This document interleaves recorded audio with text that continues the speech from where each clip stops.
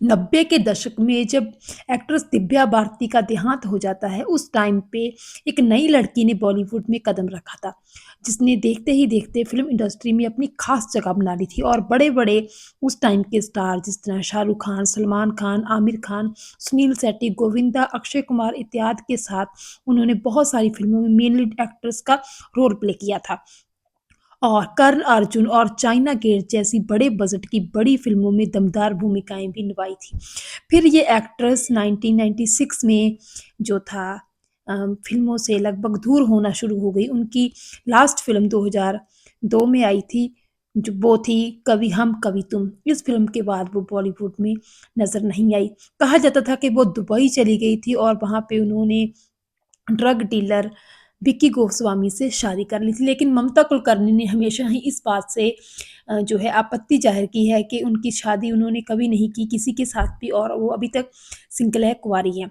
लेकिन आजकल ममता कुलकर्णी फिर से लाइमलाइट में आ गई हैं, फिर से वो सुर्खियों का कारण बन चुकी हैं क्योंकि उन्होंने प्रयागराज के महाकुंभ में किन्नर अखाड़ा में शामिल होकर संन्यास ले लिया है। किन्नर अखाड़ा में संन्यास की दीक्षा लेने के बाद महामंडलेश्वर बनाई गई ममता ने बीते शुक्रवार को प्रयागराज के संगम के तट पर पिंडदान करने के बाद किन्नर अखाड़ा के महामंडलेश्वर लक्ष्मी नारायण त्रिपाठी की मौजूदगी में उनका पट्टाभिषेक किया गया और गेरुआ वस्त्र और रुद्राक्ष की माला ममता ने धारण किया।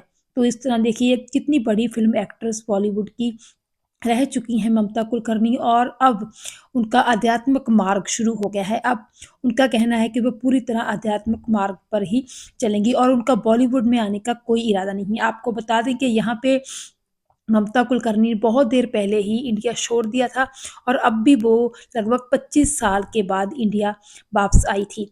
तो इस तरह महाकुंभ में उन्होंने जो था किन्नर अखाड़ा में अपना जो था संन्यास धारण कर लिया। अगर आपको यहाँ पे बताना हो कि ममता कुलकर्णी के परिवार में कौन है, तो आपको बता दें कि उनकी माँ जिन्होंने ममता कुलकर्णी को बॉलीवुड में लॉन्च करवाने के लिए जी तोड़ मेहनत की थी, उनके अलावा उनकी 2 बहनें हैं, मिथिला और मोलिना। ममता कुलकर्णी ने अपनी स्टडीज़ है जो है वो Saint Joseph Convent International School Mumbai से की थी। और अगर ममता कुलकर्णी की जायदाद की नेट वर्थ की बात करनी हो तो 85 करोड़ जो है डॉलर उनकी नेट वर्थ है और ये कमाई उन्होंने बॉलीवुड के अपने सुनहरे दौर में काम करके कमाई थी। हालाँकि अपनी जो थी उनकी प्रॉपर्टी जायदाद वग़ैरह है, उन्होंने और भी बहुत सारे बिज़नेस में इन्वेस्ट की हुई है।